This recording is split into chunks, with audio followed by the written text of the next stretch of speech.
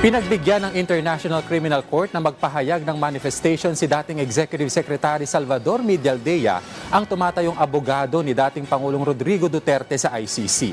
Ang iba pang kaganapan sa unang pagharap ni Duterte sa ICC, alamin sa sentro ng balita ni Denise Osorio.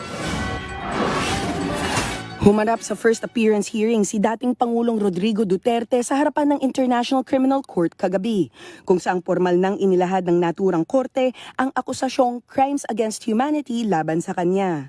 Bago magsimula ang hearing, inihayag ng korte na dahil matagal at mahaba ang biyaheng inilakbay ni Duterte, napagkasundo ang dadalo siya gamit ang video link. Pero sa kalagitnaan ng hearing, matapos makumpirma ng korte ang pagkakakilanlan ng dating Pangulo at ipaalam ang kanyang mga karapatan at kung ano ang mga reklamo laban sa kanya, humingi ng pagkakataong magsalita ang legal counsel ni Duterte na si Attorney Salvador Medialdea.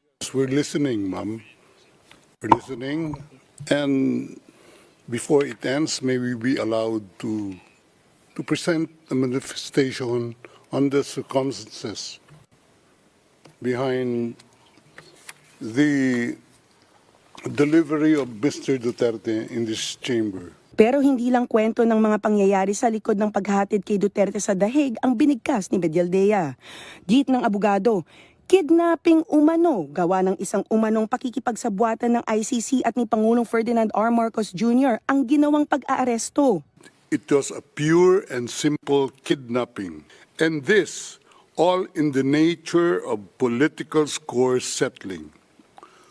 Two troubled entities struck an unlikely alliance, an incumbent president who wished to neutralize and choke the legacy of my client and his daughter on the other hand, and a troubled legal institution subject to delegitimization and desperate for a price cuts. Idiniin rin ni Medialdea sa mga huwes ng ICC na isang matanda na may mga karamdaman, mahina ang pandinig at malabong paningin ang dating Pangulo at hindi makatarungan umano ang dinaranas na matagal na pagbiyahe na umabot ng halos 24 oras na walang pahinga. Pero buwelta ng ICC, sinuri ng kanilang doktor si Duterte pagdating niya sa detention center at fully mentally aware ang dating Pangulo upang tumuloy sa hearing.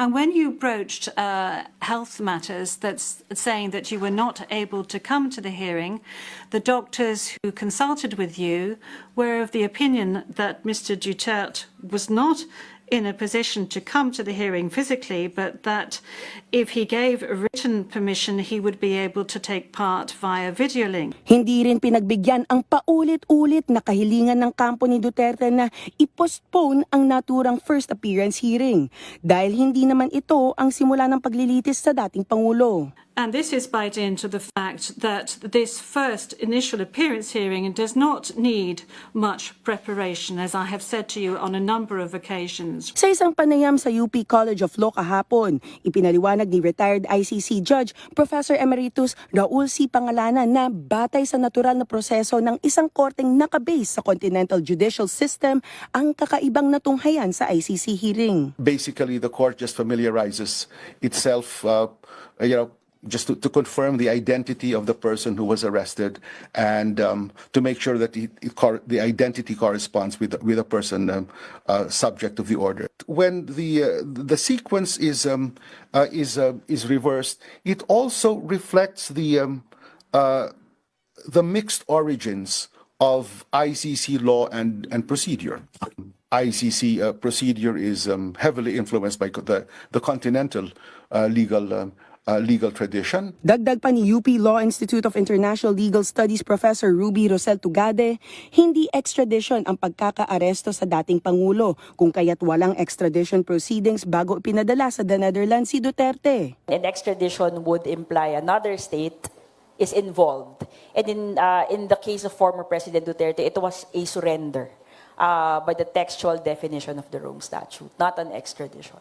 Hindi bababa sa 43 umanong pinaslang ang binanggit ng korte, partikular na ang 19 na pinatay umano ng Davao Death Squad noong mayor siya ng Davao City at 24 umano ng kapulisan ng Pilipinas noong siya'y Pangulo. Gaganapin naman ang susunod na hearing, ang confirmation of charges sa September 23, 2025. Denise Osorio para sa Pambansang TV sa Bagong Pilipinas.